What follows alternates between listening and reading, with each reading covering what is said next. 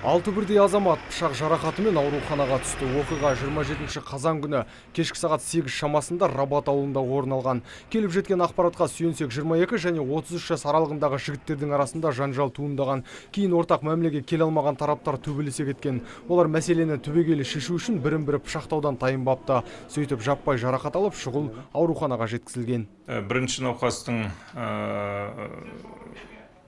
операция кезінде екі өкпесінің пышақталған диагнозы, геморрагический шок диагнозымен операция жасалды. Торакотомия, өкпесінің тесілген жарақатын тігу.